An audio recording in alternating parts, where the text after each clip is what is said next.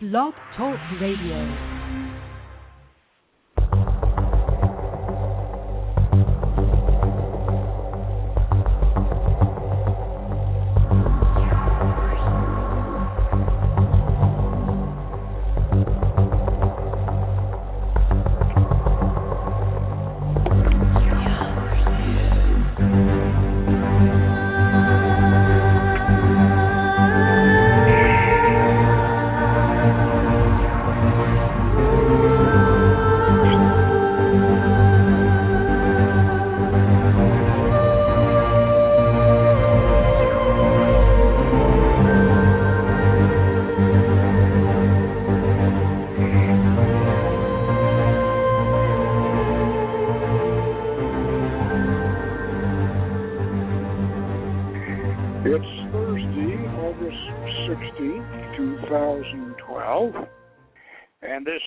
Hermetic Hour. I'm your host, Poke Runyon, and tonight we present a discussion on the fallen angels in the biblical, Islamic, and Hermetic traditions. Now, this naturally follows our discussion on Satan, Lucifer, and the devil. That was last week, which was and is a contrived derivation from the original fallen angels concept, and we will look at the lost book of Enoch and the Sumerian, Greek, and even Nordic versions of this story, and we'll mention Zechariah Sitchin, Richard Shaver, Eric Van Daniken, and we'll visit the Zohar for a version of this story that goes back to Canaanite mythology and connects with King Solomon, who built the great temple with the help of demons, according to the Islamic and Talmudic traditions. And we will connect with the Iranian Sabaeans and their planetary magic. And finally, we'll discuss Dean Kelly's version of the Enochian fallen angel concept. So, if you want to learn how to work with the good bad guys, or maybe the bad good guys, tune in and we'll enochiate you, as I said. Now, this is a very, very interesting subject, especially following last week where we discussed the devil, Lucifer, and Satan, and all of this devil worship and this particular aspect of the Western tradition. Now, this is where it comes from, and this is why this is a natural follow-up on the Satan on the show on Satan. You remember we said at the end of the Satan show, we said that the devil can be a counselor. He can be even a friend. He can be somebody that you can listen to and take with a grain of salt. But you should never pay homage to him or worship him, because if you do, you're falling into God's trap. Because Satan himself is a Christian, and to some extent a Jewish, but mostly a Christian construct. He works for God, and so you want to be very, very careful with your dealings with him. Just kind of, I guess, you realize that he's a synthetic. And he is a Christian synthetic, and he does work for God. So that was how we ended up last week. Now, this week, we're going to show you where Satan comes from and how this whole thing got started. And we're going to start with way back to Sumerian times. And, well, according to some people, Sumer was the earliest civilization. Now, that's frankly, that's in doubt these days because it looks like maybe there were earlier civilizations, perhaps, than Sumer, and I certainly think there were. But, I mean, now we're seeing evidence up there in Turkey, in old Anatolia, we're seeing evidence that there may have been earlier civilizations than Sumer. But one of the reasons why Sumer seems to have some of the oldest legends, whether it's the earliest civilization or not, it seems to have some of the earliest legends, is because the Sumerians had this concept that the gods came down from heaven and had wars upon earth over various issues and whatever. And that concept finds itself incorporated into the later, and I say the Book of Enoch's pretty ancient, but it's still later than Sumerian. That finds itself replicated in the Book of Enoch. And so as we get into the Book of Enoch,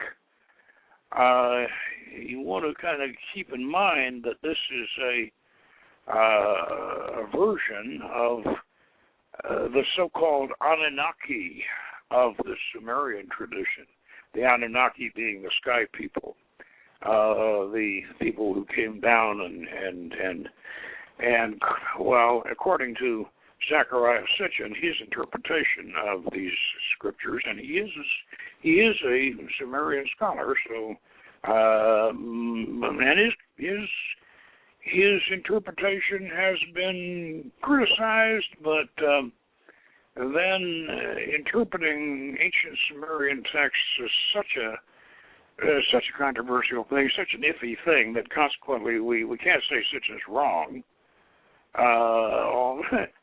The most I can say is well, he hasn't proved that he's right. But Zechariah Sitchin has published a number of very interesting books in which he, quite frankly, develops this idea of the Anunnaki coming down from another planet and back about 12,000 years ago, and even much further back than that originally. But I mean, their civilization, where they actually had contact, goes on up into the beginning of almost the beginning of history. And so what he does is he develops this idea of the Anunnaki having this war over the earth and actually being responsible for creating mankind or humankind to serve their needs. And in the case of Sitchin, he postulates that they wanted us to mine gold for them. I'm not so sure that Sitchin is right about that, but it appears that there is something to this, and this enters into the biblical tradition in Genesis, and of course the Book of Enoch, as we'll discuss in a bit. The Book of Enoch should be in the Bible between Genesis and Exodus. It ought to be, but it was lost. It's not apocryphal now. It was a lost book. Now, in Genesis, you remember that God, supposedly God, in that case, God in the singular created the earth, but then, from then on out, God seems to be plural in Genesis. God and the Elohim are interchangeable. Now, Elohim, of course, is plural. So we have God or the gods. Now, Adam and Eve, of course, are created, but they're created innocent.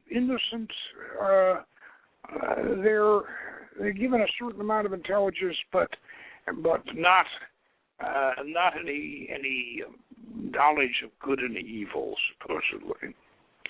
And then in Genesis we find the old serpent who tempts Eve to eat the apple and the one fruit they're not supposed to eat. And well, there's a wealth of symbolism involved in that. And then they will acquire the knowledge. Now, there's another passage in Genesis which is even more suggestive, where the Elohim drives Adam and Eve out of the Garden of Eden because before they can partake of the tree of knowledge of good and evil. And it frankly says there in Genesis that if they were to partake of the fruit of that tree, they would become as gods and be immortal. So they are driven out. They are driven out and kept out by the archangel Michael with a flaming sword. All right. Now, later on in Genesis, we run into a prophet by the name of Enoch. I remember now, this is in Genesis. Now, Enoch is transported bodily up into heaven, and he is shown the entire workings of the universe. And then he is put in contact with the fallen angels, and they tell their story to him. Now, in Genesis, all we have is that Enoch's taken up into heaven, and he doesn't return. He's bodily transported up into heaven. And then the mention of the fallen angels, this is in Genesis now. The mention of the fallen angels is that they lusted after the daughters of men, and then they sired giants upon the earth. The giants were referred to as the Nephilim, or their progeny, upon the earth. And the giants caused all kinds of trouble, and so the Elohim, God, the plural, decided to wipe them out. Now, this refers to this war in heaven. It also refers to the fallen angels and meeting with the daughters of men. Now, but in Genesis, we pass over that rather quickly. In the book of Enoch, we deal with it extensively, and the book of Enoch had it gotten into the canon, and had it been preserved, who knows how much more powerful magic would be today, perhaps, than it is, because this book of Enoch is one of the cornerstones of hermetic magic. And it figures into the Kabbalah, what they did with it in the Kabbalah, the Jewish Kabbalah. It's rather interesting. I think I'll cover that right now, even though it's out of sequence as far as the abstract is concerned. But I want to cover that now because I want to point out that what the Kabbalistic tradition did with this idea of the fallen angels. They compressed them all into two, one male, one female, Azza and Azazel, and they put them in, they imprisoned them in the dark mountain, and they chained them. And according to the Zohar, Solomon went to the mother of eagles, which is a deity in the ancient Canaanite tradition, by the way. That's Shumal, the mother of eagles. And he got her to fly him to the mountain of darkness so that he could learn the secrets of magic from Azza and Azazel, the male and female fallen angels chained in the dark mountain. That is right out of the Zohar. And so that's what the Kabbalists did with this tradition. Now, what did the what did the imams of Islam, what did they do with it? Well, they created two angels. Here again, same way. They squeezed all these 200 fallen angels up into one male and one female, Marut and Harut. And of course, they were the two fallen angels, the imprisoned fallen angels. And of course, in the Islamic tradition, and also out of the Talmud, King Solomon used these fallen angels and these so-called demons to help him build Solomon's temple, which of course is also represents the temple of man. In other words, the temple within. So that's something you should think about now. So, what happened to the Book of Enoch? Why don't we have it? Well, we do have it now, but why didn't we have it back even in D. and Kelly's time? It was lost. Even in Elizabethan times, it hadn't been found. And yet, the Sabaeans over in Haran, they had a copy of it, and there were copies of it in Alexandria when the Hermetic tradition was put together. So it was lost at some point in the late Middle Ages. It disappeared, at least the copies that were had and that were known in Europe. So D. and Kelly had to reinvent it, actually. They reinvented without the Book of Enoch. But let's talk about the Book of Enoch here and go back to the Magic of Solomon. The Book of Solomon's Magic, of course, and chapter 3 here, and I'll read part of chapter 3, and we'll get the background of this. Chapter 3, Fallen Angels, Pagan Gods. The ancient and modern history of the Book of Enoch unfolds like an Indiana Jones adventure. It is a truly ancient biblical book that belonged in the Pentateuch between Genesis and Exodus. It disappeared along with the Ark of the Covenant sometimes after Solomon's death, and a copy was known to be had in the possession of the pagan star magicians of Haran in Syria, and another was rumored to be hidden in a remote secret monastery in Ethiopia. Now, in 1773, the Scottish explorer James Bruce risked his life to smuggle 2 Ethiopian copies out of that ancient, legendary kingdom of Prester John.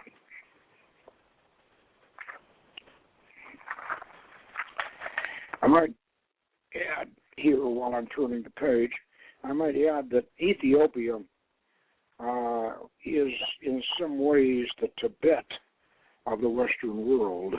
They have manuscripts and ancient manuscripts and the biblical tradition and the Sabaean tradition hidden away in Ethiopia that we haven't even dreamed of yet. They have some of these monasteries are carved in the rocks and the sheer cliffs of the gorges of the Blue Nile, and they're the only way you can get down to them is by a sort of a almost like a cable car, but it's ropes and whatever. You know, they really is fantastic places. Now, the importance of the Book of Enoch to Western magic cannot be overstated. In the time of the Arabian Nights, Caliph Harun al-Rashid, the medieval Sabaean wizards of Haran, when compelled by the Muslims, and this is the Sabaean pagans in Haran, right south of what's now the Turkish border, right at the headwaters of the Tigris and Euphrates, that had preserved the secrets of ancient Sumer and Babylon. When they were compelled by the Muslims to present their holy books, they brought forth the Book of Enoch and the Hermetic Corpus, and magicians have venerated these works ever since. Now, in mythical prehistoric times, before the Great Flood, the Book of Enoch tells of a war in heaven in which God and his loyal host of angels, led by the Archangel Michael, were arrayed against a horde of rebellious angels who had lusted after the daughters of men and had descended to earth, where they were breeding a race of giants and were teaching humans the forbidden secrets of sorcery and magic. The Arabian legend of the fallen angels, Harut and Marut, quoted earlier, is only one of the many mythological offshoots of this original theme. The Book of Enoch goes on to relate that the four great archangels, Michael, Raphael, Gabriel, and Uriel, came down and imprisoned these fallen angels at the four corners of the earth, where they became known as the Watchers. Now, this can be looked at two ways. Sometimes the Watchers are referred to as the fallen angels themselves, and sometimes they're referred to as the angels who watch them. Jewish, Christian, and Islamic theologies retain the traditional loyal angels of heaven, especially those four great beings who rule the corners of the universe, as Raphael, Michael, Gabriel, and Uriel. But they had no place for the gods and goddesses of the ancient pagan religions they had conquered. The rabbis, the priests, and the imams practiced a sleight of hand trick and reclassified the homeless but not forgotten pagan deities as those same fallen angels who were already chained in deep pits at the ends of the earth. Now, here's where we get into a little bit of kind of what you might call an amalgamation of two concepts here. The fallen angels themselves are, according to the Book of Enoch, are not particularly related to any pagan gods that of other religions. But this became convenient to assign fallen angel status to pagan gods who were relegated into that status, and so we now have a kind of a mixed bag in that sense. In other words, in the Goetia of the Lemegeton, those 72 rebellious spirits are referred to as fallen angels. Many of them are described as descending from various higher spheres, and how they someday hope to get back to their previous status. So this concept of the fallen angels has permeated what we might refer to as well, you can refer to it as demonology. I'm not happy with that term, because I don't think that fallen angels necessarily need to be referred to as demons, unless you are such a religious zealot that you seem to think that's necessary. And if you're a Hermetic magician, you don't think that that's necessary, really. So what we need to look at here is how this concept has influenced our magical system. And our magical system has become, because of this Enochian proposition here, it's become a sort of a process whereby we call upon the ruling forces of light, especially those four archangels that we're referring to, and the ruling forces of light to control and use the fallen angels, to get in contact with them, and of course respectfully, obviously, and use them to continue to help us as they tried to do originally. And now, so you can see where the Christians, especially, how they rolled this whole concept up and created the devil, because that way they could completely demonize all of these fallen angels who were originally, according to the Enochian part of the Bible, these fallen angels were what made us human. they gave us they were like the serpent in the Garden of Eden that gave us knowledge. They gave us and that, of course, apparently the Elohim didn't want us to be. They didn't want us to have this knowledge. They didn't want us to have this they didn't want us to be able to build things and make things and improve ourselves and take charge of nature and do all the things that the fallen angels were teaching us to do. And so you can ask, and as many people have, and certainly magicians and thinking people and people who want to get somewhere with their lives and want to do something, and you can ask, well, why? Hey, what's wrong with getting ahead? What's wrong with being intelligent? What's wrong with progress? What's wrong with knowledge? What's wrong with that?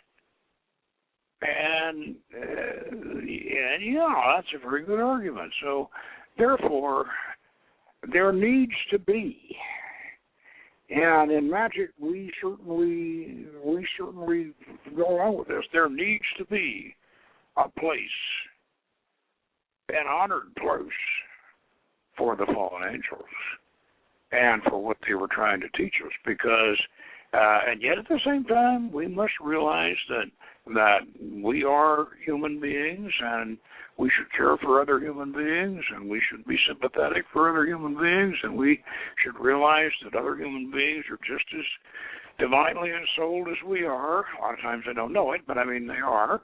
And we should be compassionate, and we should be honest and truthful, and we should be all these. We should be brave, clean, reverent, like a Boy Scouts. We should be. And therefore, we should naturally use the light. We should call upon the light to keep these forces these forces of progress and forces of knowledge and forces of knowledge, to keep these things under control for the good of humankind. All right.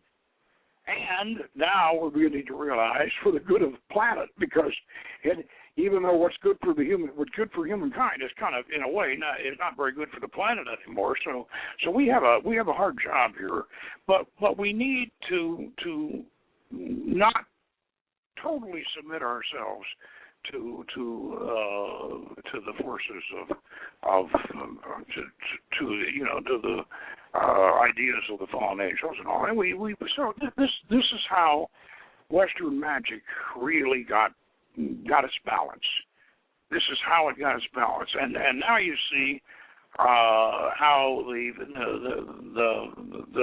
theologians who want to control you, who don't want you getting anywhere, don't want you doing anything, they are the ones who created the devil, took all of our fallen angels who we listen to and who we use and who we employ, took them all, rolled them up, called them the devil, said they were awful, and we should never listen to them, and so that's why you don't want really to bow down to the devil. You really don't, because then you're playing their game. But the fallen angels, oh yeah, they are your friends. However, if you let them completely, overwhelm the light, that can be a problem too. And you can, the fallen angels gave us the atomic bomb, and they gave us air pollution, and they gave us, and they probably gave us, a lot of things. Junk food and electricity and a whole bunch of business. Let me read to you from the Book of Enoch, the original Book of Enoch here. This is the Richard Lawrence translation from, I think this is the 1880s.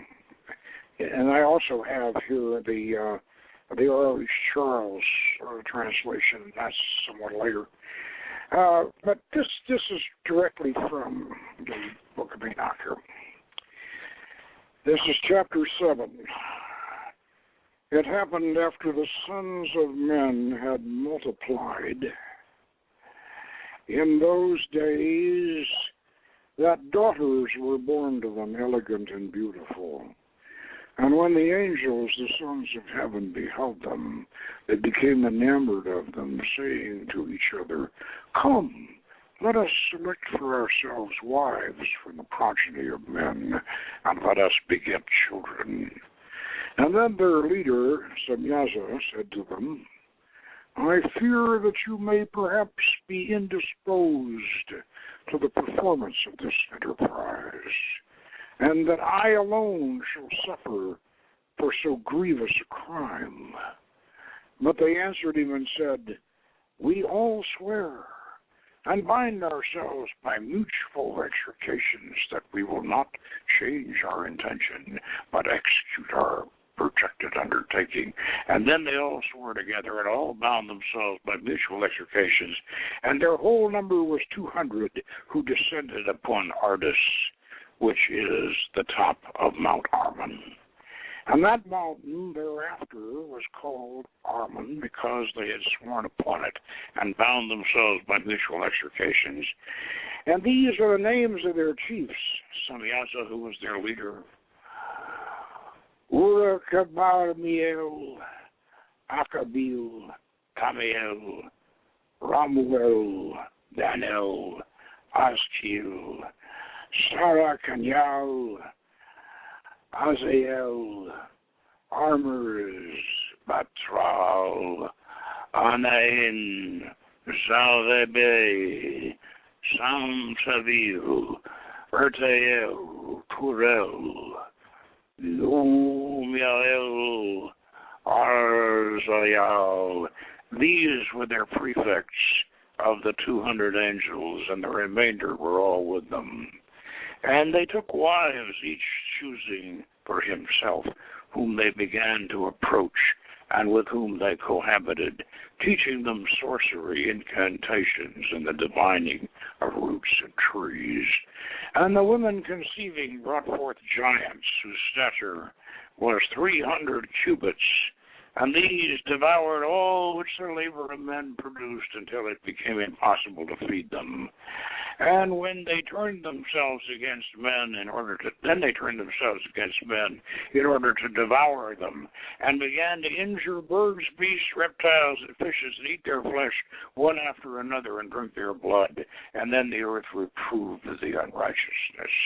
And moreover, Azazel taught men to make swords, knives, shields, breastplates, the fabrication, and this is interesting, the fabrication of mirrors,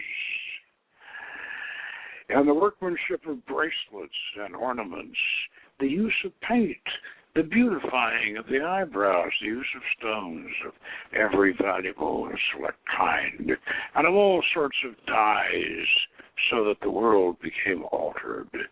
Impiety increased, fornication multiplied, and they transgressed and corrupted all their ways. And Amazarak taught all the sorceries, and diviners of roots, and armors taught the solution of sorcery, and Barkael taught the observance of the stars, and Apbiel taught signs, and Tamiel taught astronomy, and Azradel taught the motion of the moon. And men, being destroyed, cried out, and their voice reached to heaven. And then Michael, Gabriel, Raphael, Suriel, and Uriel looked down from heaven and saw the quantity of blood which was shed on the earth, and all the iniquity that was done upon it, and said one to another, "It is the voice of their cries. The earth, deprived of her children, has cried even to the gate of heaven. And now to you, O ye holy ones in heaven, the souls of men complain, saying, Obtain justice for us with the Most High.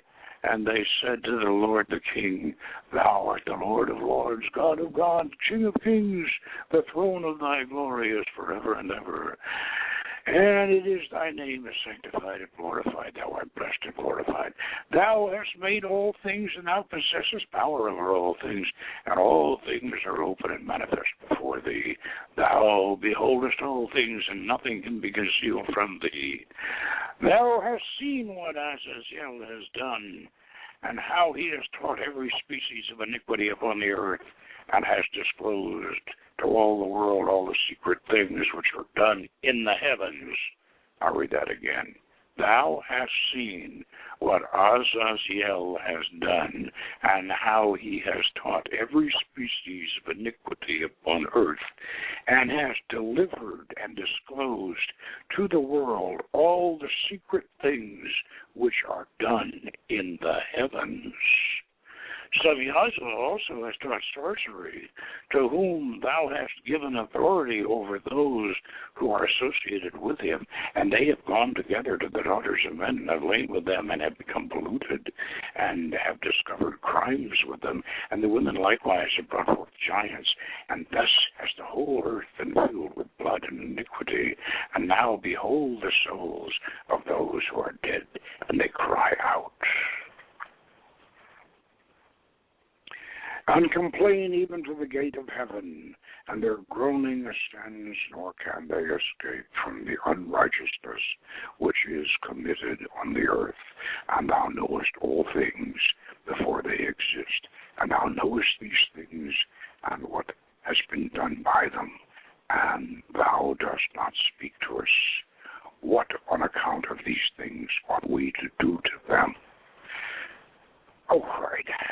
Well, obviously what they did was that God sent the four archangels down to bind the fallen angels in the four corners of the earth and bind them in chains in these various mountains and places, and keep guard over them. And therefore, this book,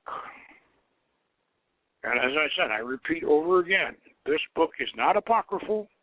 This is a book that should have been in the Bible. It is the full story of what is abbreviated in Genesis. And this book probably, if it isn't actually what we're reading there isn't actually a version of the truth. And frankly, personally, I think it is. If it isn't, it certainly is the truth of our traditional magical mythology. It's the origin of of the creation of Satan, which, and as I said, the Kabbalists took all of these fallen angels and condensed them down to Azza and Azazel, a male and a female, and chained them in the dark mountain. And had Solomon getting the old Shumal, the old mother of eagles. And you want to find out how old Shumal is? Go read my Prince of Cotton, the Magic Bow. You'll find Shumal in there, that from Canaanite mythology. And he flies, gets Shumal to fly him to the mountain and gets his magical secrets from Azza and Azazel. And the same thing with the Imams with Marut and Harut in the Islamic tradition. So what we have here is not only is it, in my opinion, this is a highly mythologized, dramatized account of something that probably really did happen. And I'm not saying that I agree with everything Sitchin has. I think Sitchin goes a little too far in some instances. What we need to understand here is that when we're talking about mating with the daughters of men, this is the only way they could describe. This is the only way that they could describe altering our DNA. Now, obviously, the Anunnaki are not going to mate with the daughters of men. Good gosh, if you took human beings, regardless of race or whatever, you took human beings and isolated them for 1,000 years, they could no longer progenerate. You have So consequently, this business of lusting after the daughters of men is a metaphor. This is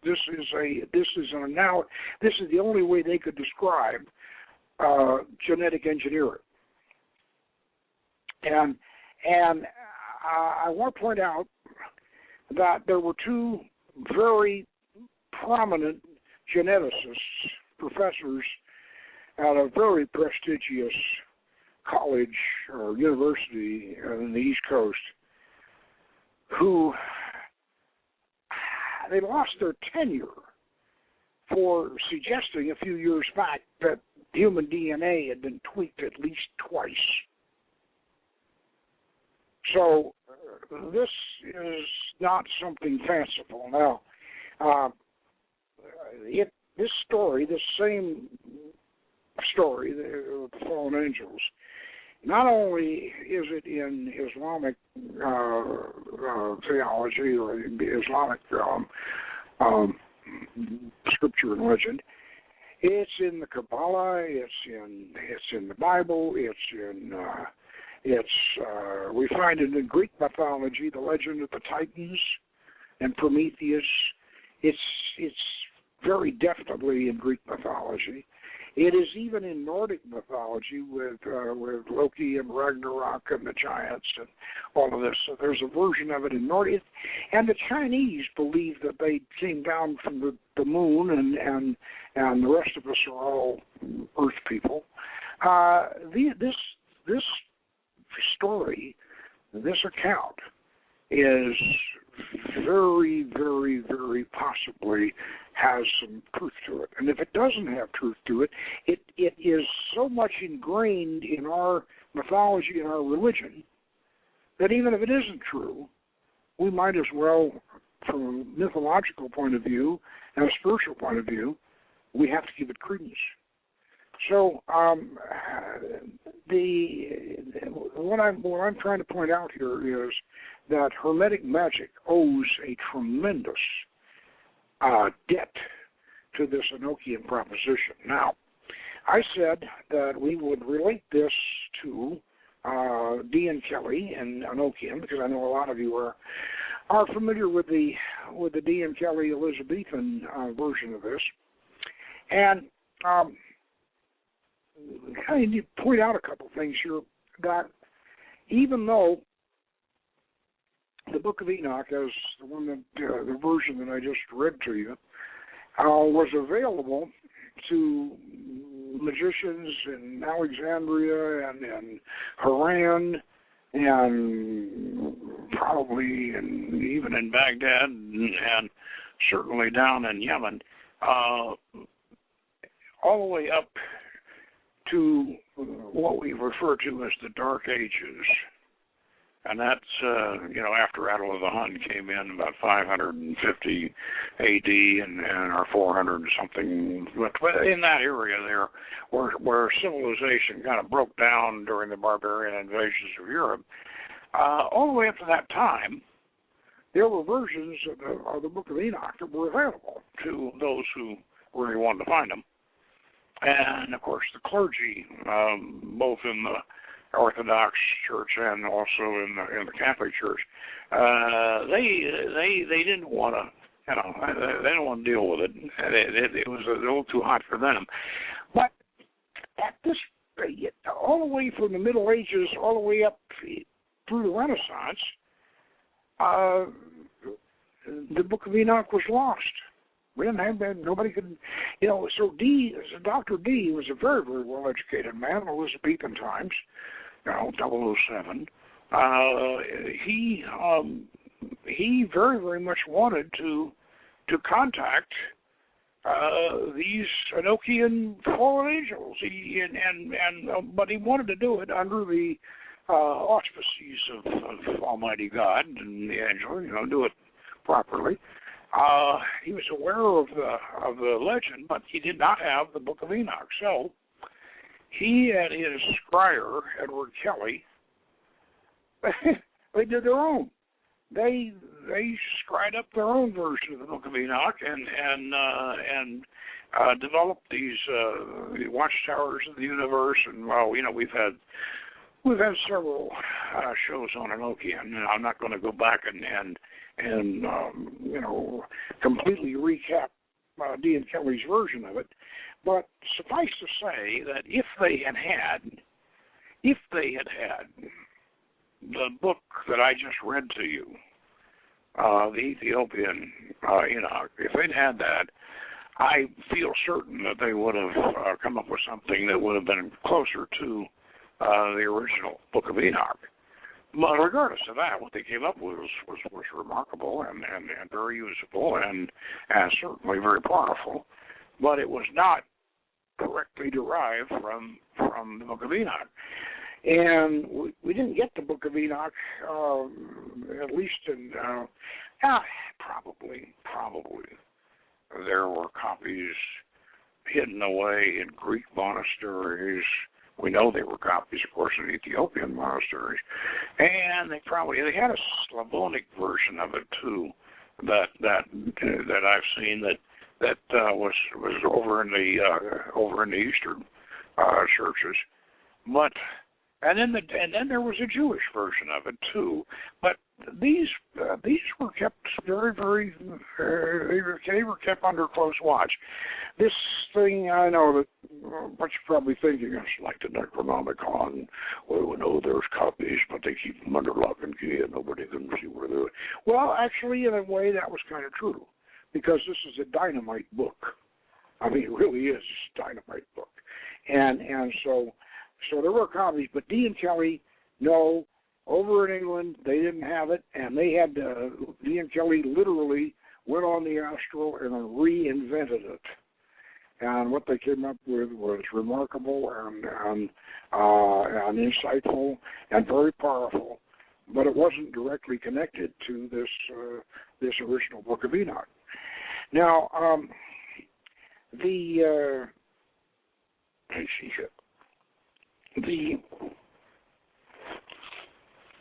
I reach down here and get my abstract so I know where I'm at. Okay. I said here we would connect with the Huranian Sabaeans and their planetary magic. And again here I want to point out that we owe a tremendous debt in the Hermetic tradition to the Huranians.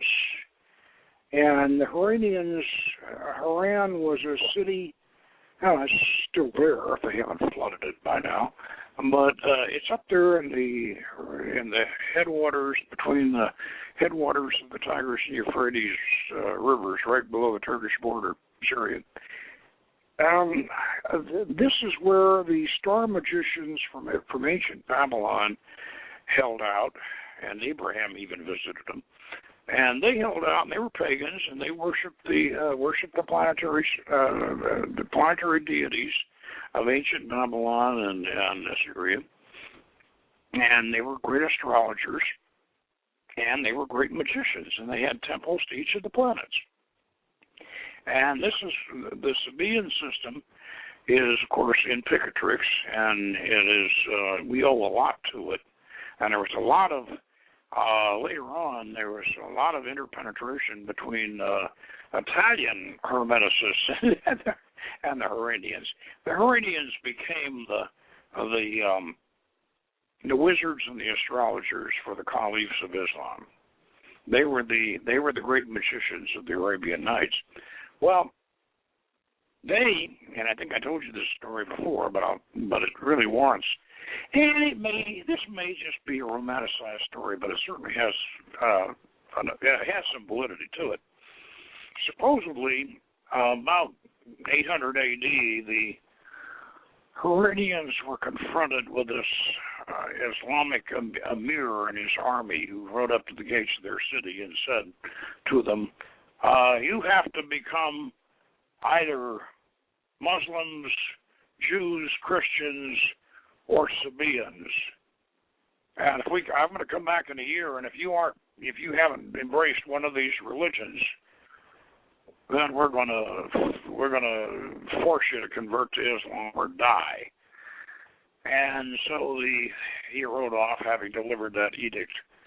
And so the Iranians said, well, what are we going to do? Well, we could go get ourselves a rabbi, but I don't think we want to be Jewish, and I don't think we want to be Islamic because these people are pretty fundamental, and we don't want to do that. And well, I don't want to be Christian either because that's a whole lot of baggage involved in that we don't want. So, well, we'll be Sabaeans. Well, they happen to know that the Sabaeans that was down the land of, that was down Yemen, the Queen of Sheba's country.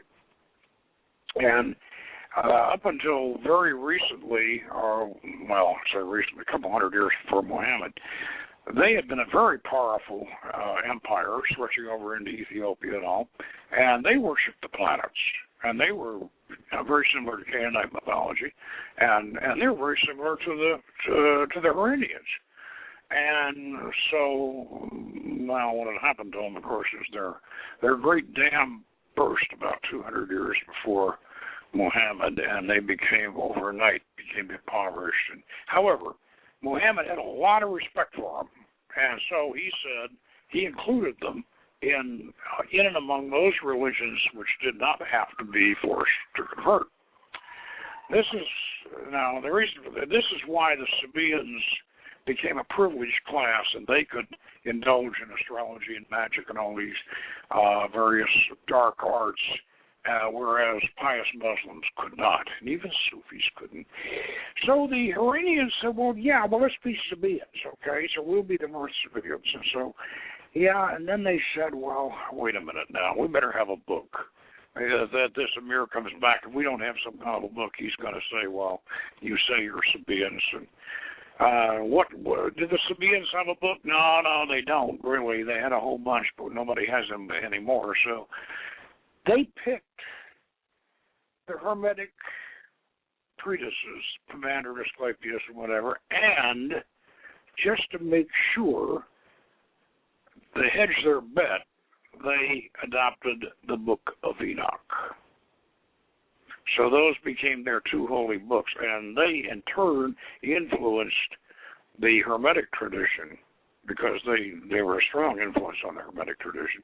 They influenced the Hermetic tradition to take both. Well, of course, we already had the Hermetic treatises, but the Book of Enoch then became part of the Hermetic tradition, absolutely, as a result of that, and so then, of course, Dee and Kelly came along and had to reinvent this whole thing themselves. Now, one of the point that we should leave you with in summary on this whole thing is that this Faustian Promethean tradition of the magician calling up these spirits to do his bidding. This is where this comes from, and you may also say this: if you really want to get metaphoric about this, if you really want to get philosophically profound about all this legend and whatever, you can come to the conclusion that we are the fallen angels. And I really think you ought to meditate on that one. Think about that. We are the fallen angels because they influenced us. They were responsible for us being driven out of the Garden of Eden. And if you're a kind of person who likes to play the game of life and likes to learn things and experience things and create things and sort of get out there and play the game, then you really, we owe these fallen angels one heck of a debt. And if you want to look at it from a point of view, from more materialistic point of view, say, yeah, well, okay, they came down here and they wanted to make us smarter than we were, so we could work for them. Well, okay, you can take that point of view, and if you want to, but I would like to entertain perhaps that, and then perhaps the deeper and more profound idea of that we ourselves are the fallen angels, and that we are. So there's nothing whatsoever wrong with wanting to grasp the stars, to try to progress, to try to improve ourselves, to try to play the game. I don't think there's anything wrong with that. So therefore, I don't. And yet, at the same time, we must realize that we can't. We must play the game in the service of humankind. We must play the game when we win. When we win the game, we don't win just for ourselves.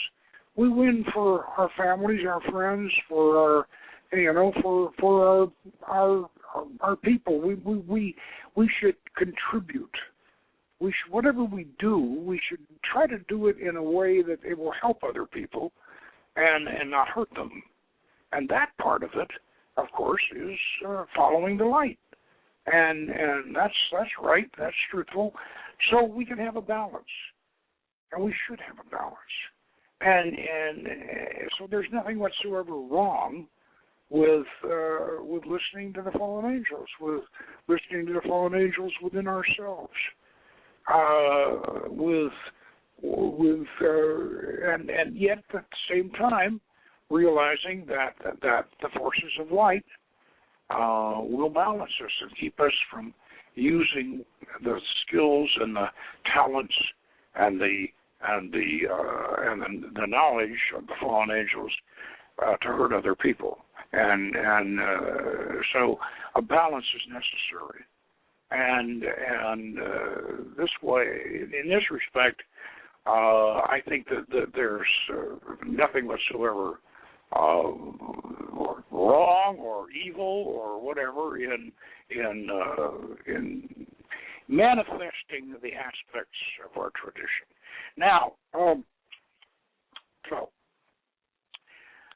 that should put the whole fallen angel thing in some kind of perspective, I hope. Now, next week,